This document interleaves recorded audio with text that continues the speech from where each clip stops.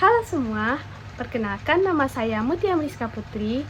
Saya mahasiswa dari Universitas Negeri Padang, berjurusan Ilmu Administrasi Negara. Di sini, saya akan menjelaskan materi tentang sumber-sumber hukum administrasi negara di Indonesia. Selamat menyaksikan. Sebelum itu, kita harus mengetahui apa itu sumber hukum. Pada umumnya, sumber hukum adalah segala sesuatu yang dapat menimbulkan aturan hukum serta tempat ditemukannya aturan hukum. Banyaknya penafsiran tentang sumber hukum bergantung pada pendekatan yang digunakan oleh para penulis. Hal ini disebabkan perbedaan penafsiran yang berbeda-beda. Menurut Ridwan HR, setiap orang memandang hukum dan sumber hukum secara berbeda-beda, sesuai dengan keilmuannya. Menurut Sudikno Mortokusumo, kata sumber hukum sering digunakan dalam beberapa arti. Yang pertama, sebagai asas hukum. Sumber hukum merupakan permulaan hukum, misalnya, kehendak hukum administrasi negara, akal manusia, jiwa bangsa, dan sebagainya. Yang kedua, sebagai petunjuk hukum terdahulu. Sumber hukum memberi hukum administrasi negara pada hukum yang sekarang berlaku, seperti hukum Prancis, hukum Romawi, dan lain-lain. Yang ketiga, sebagai sumber hukum berlakunya. Sumber hukum memberi kekuatan yang berlaku secara formal pada peraturan hukum. Yang keempat, sebagai sumber dari mana kita mengenal hukum, sumber hukum misalnya dokumen, undang-undang, lontar, batu tertulis, dan sebagainya. Yang kelima, sebagai sumber terjadinya hukum. Sumber hukum menimbulkan hukum. Sumber hukum di Indonesia terbagi dua, yaitu sumber hukum material dan formil. Sumber hukum material adalah segala sesuatu yang dapat menimbulkan aturan hukum serta tempat ditemukannya hukum. Sedangkan sumber hukum formil adalah sumber hukum material yang sudah dibentuk melalui proses-proses tertentu, sehingga sumber hukum tadi menjadi berlaku umum dan ditaati berlakunya oleh umum. Sumber hukum material terdiri dari 5. Yang pertama, Pancasila.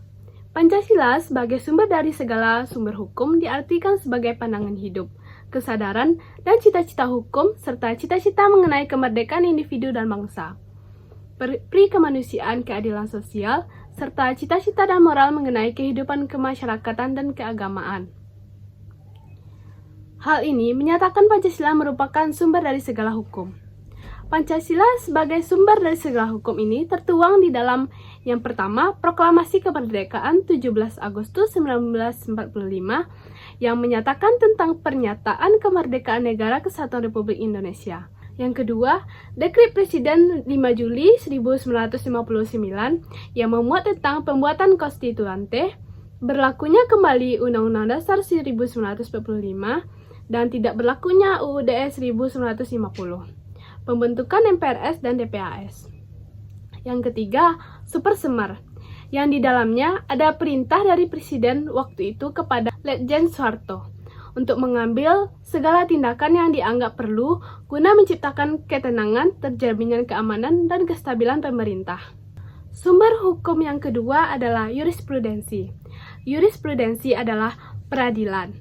Akan tetapi, dalam arti sempit yang dimaksud dengan jurisprudensi adalah himpunan putusan-putusan hakim yang disusun secara sistematik yang dapat dijadikan rujukan bagi hakim-hakim berikutnya. Yang ketiga, hukum tidak tertulis. Hukum yang berasal dari kebiasaan-kebiasaan yang hidup di dalam masyarakat, yang secara turun-temurun dihormati dan ditaati oleh masyarakat. Contohnya, hukum adat. Hukum adat sebagai hukum yang secara turun-temurun diwariskan dari nenek moyang kepada generasi berikutnya, yang memiliki nilai-nilai universal. Yang keempat, hukum internasional. Hukum internasional terbagi dua. Yang pertama, hukum internasional publik, yang disebut dengan hukum internasional yang bertugas mengatur hubungan hukum yang terjadi antar negara dan organisasi antar negara dalam kaitannya dengan ketentraman hidup bernegara. Yang kedua, hukum internasional privat, yang disebut dengan hukum perdata internasional, yang mengatur tentang hubungan hukum antar individu dalam keperdataan kalau menyangkut perbedaan hukum dan kewarganegaraan. Yang kelima, doktrin. Doktrin merupakan pendapat yang dikemukakan para ahli hukum untuk menyikapi fenomena yang terjadi setiap waktu. Doktrin tidak dikemukakan dalam berbagai forum, seperti penelitian, seminar, atau dengan penerbitan hukum yang membahas suatu topik atau fenomena hukum tertentu. Sumber hukum dalam arti formal terdiri dari 7. Yang pertama, UUD 1945. Undang-Undang Dasar tahun 1945 merupakan hukum dasar dalam peraturan perundang-undangan yang ditetapkan oleh PPKI pada tanggal 18 Agustus 1945, berlaku sampai dengan 27 Desember 1949.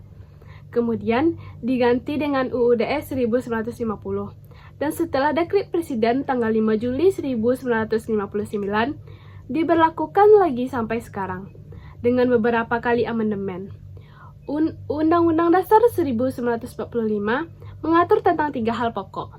Yang pertama, jaminan hak-hak dan kewajiban asas manusia. Yang kedua, susunan ketatanegaraan yang bersifat mendasar. Yang ketiga, pembatasan dan pembagian tugas-tugas ketatanegaraan yang bersifat mendasar. Yang kedua, yaitu ketetapan Majelis Permusyawaratan Rakyat atau TAP MPR. TAP MPR merupakan bentuk putusan Majelis Permusyawaratan Rakyat yang berisi hal-hal yang bersifat penetapan. Dalam sejarahnya, penetapan TAP MPR dalam hierarki peraturan Undang-Undang Dasar mengalami beberapa kali perubahan.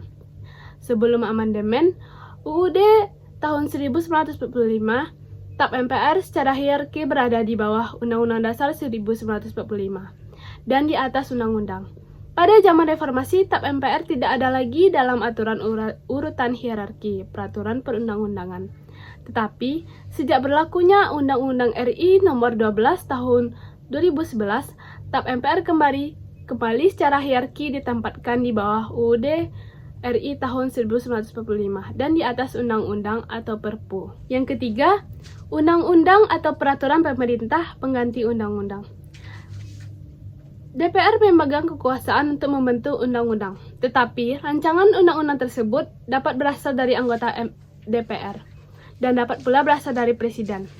Yang berwenang mengesahkan rancangan undang-undang untuk menjadi undang-undang adalah Presiden. Yang keempat, peraturan pemerintah. Berdasarkan pada teori perundang-undangan, suatu kewenangan untuk mengatur sesuatu dapat dilegasikan kepada suatu untuk bentuk peraturan perundang-undangan yang lebih rendah tingkatnya. Yang kelima, peraturan presiden atau Perpres. Menyatakan, peraturan presiden adalah peraturan perundang-undangan yang ditetapkan oleh presiden untuk menjalankan perintah peraturan perundang-undangan yang lebih tinggi, atau di dalam menyelenggarakan kekuasaan pemerintahan. Menteri muatan peraturan presiden berisi materi yang diperintahkan undang-undang.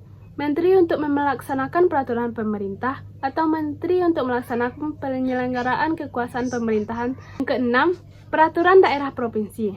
Peraturan daerah merupakan penjabaran lebih lanjut dari peraturan perundang-undangan yang lebih tinggi, dengan memperhatikan ciri khas masing-masing daerah dan bersifat umum. Yang ketujuh, peraturan daerah kabupaten atau kota.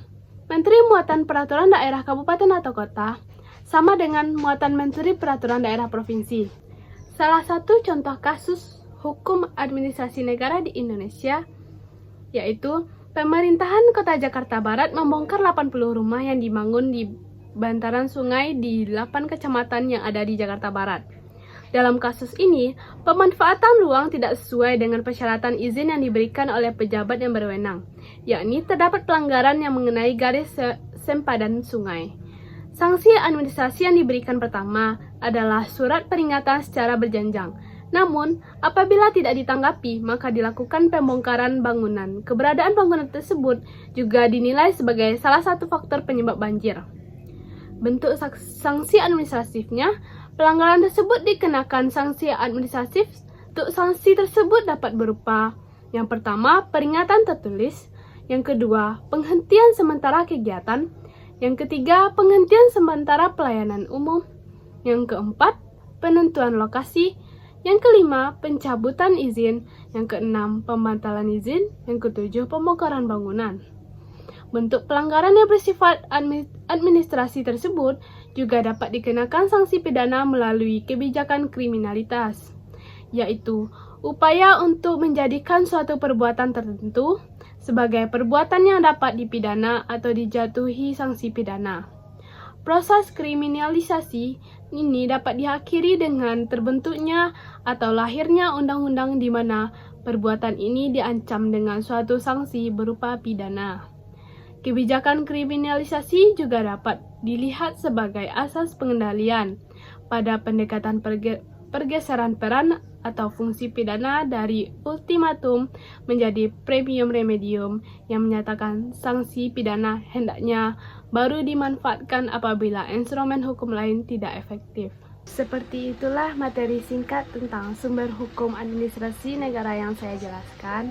Semoga bermanfaat dan dapat dipahami. Sekian, terima kasih.